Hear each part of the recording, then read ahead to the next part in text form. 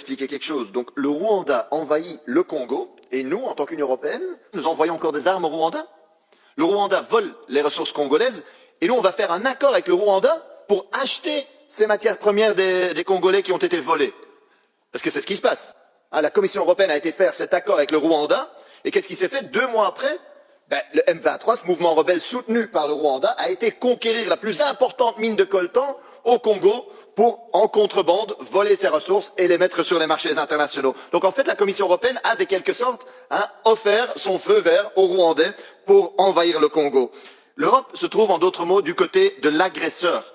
Et tout ça pour les profits des multinationales sur les corps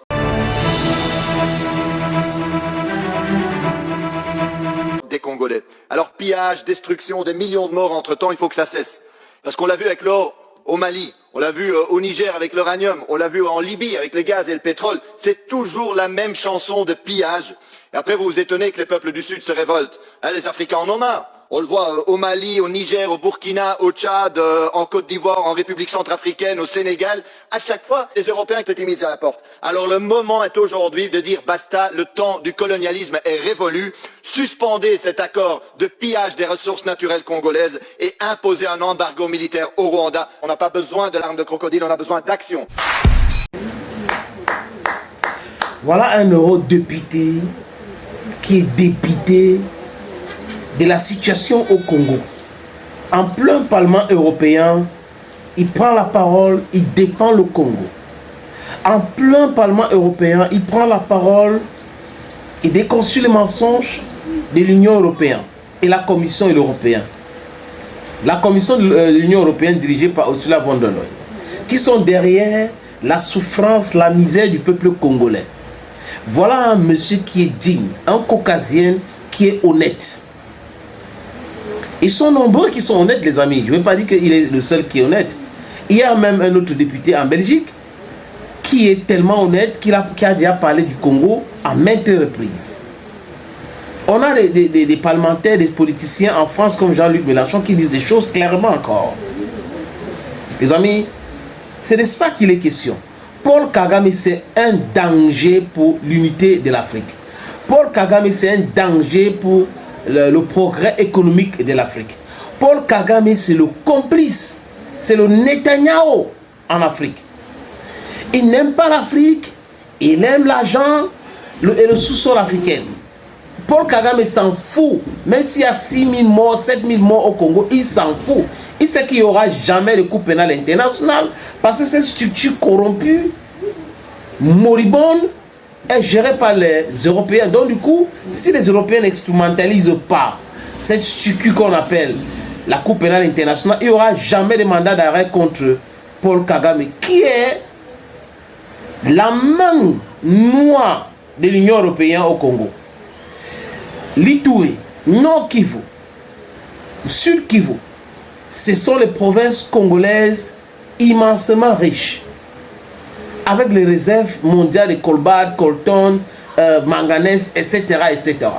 Conséquence, comme vous avez écouté, l'Union européenne pas signer les accords avec un monsieur qui n'a rien dans son sous-sol parce qu'on va lui donner les armes pour aller piller, voler, spolier les biens de Congolais.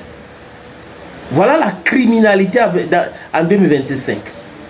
Et ça continue comme ça, business as usual. Malheureusement, pour nos frères congolais, ils ont un président faible, un patron comme président, un bavard comme président, quelqu'un qui aime les télévisions, les caméras, les micros de radio. C'est ce qui l'intéresse, faire son show, pendant que son peuple est en train de souffrir. Avant de capturer Goma, les amis, près de 3000 personnes sont mortes. 3000 personnes. On n'a pas vu ni la réaction musclée de l'Union européenne, ni la réaction musclée des États-Unis d'Amérique, ni la réaction musclée du Conseil de sécurité des Nations Unies. Imaginez donc que c'était l'Ukraine.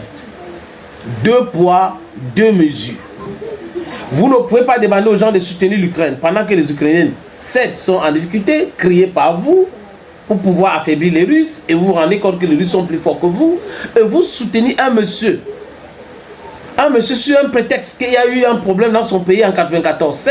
Tout le monde a condamné cela. Mais on ne peut pas rester là-dedans pour permettre ou cautionner des bêtises, de l'agression du Rwanda contre le Congo. C'est le Rwanda qui agresse le Congo. Les soldats rwandais sont en train d'agresser le Congo au vu au-dessus de tout le monde. Avec l'hypocrisie légendaire de la SADC, de l'Union africaine, l'hypocrisie légendaire des pays qui sont les pays voisins, les pays voisins du Congo, l'Angola, le Congo-Brazzaville, la Tanzanie, l'Uganda. C'est uniquement le Burundi qui est en train de parler et parler fort. Mais les autres, les gars s'en foutent. Les gens peuvent mourir au Congo. Ce n'est pas leur affaire. Business as usual. Du moins, c'est les Congolais, non? On a quoi à faire là-dedans, vraiment. S'ils s'entretuent et tout ça, là, et qu'on peut voler, on peut se polluer, tant mieux pour nous. C'est quand même terrible, les amis. Congolais et Congolaises, levez-vous. Levez-vous parce que c'est votre pays. Vous êtes les seuls à mettre un thème, à pouvoir mettre un thème à cette non-sens. Vous êtes les seuls à pouvoir mettre la pression pour que cela cesse. Les Congolais à Bukavu, à Goma et les autres villes sont dans la souffrance imposée par Paul Kagame sur l'œil, les amis, faibles. Et je peux même dire avec la complicité de Félix Tshisekedi. Parce que jusqu'à présent, qu'a-t-il fait pour régler ce problème? Est-ce qu'on peut avoir un président dans un pays immense comme le Congo, riche comme le Congo, faible comme Kagame?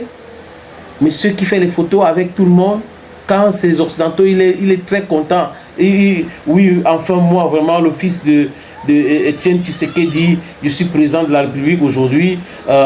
J'aimerais avoir les photos avec tous les chefs d'État occidentaux et tout ça pour montrer que c'est moi. C'est tout ce qui anime M. Tshisekedi. Avoir les faits, les photos, photos avec des chefs d'État européens. Si on creuse bien, nous allons nous rendre compte que M. Tshisekedi a les intérêts sur cette souffrance-là. J'espère que je me trompe. Parce que l'histoire est têtue, très têtue même. Thank you friends and bye bye.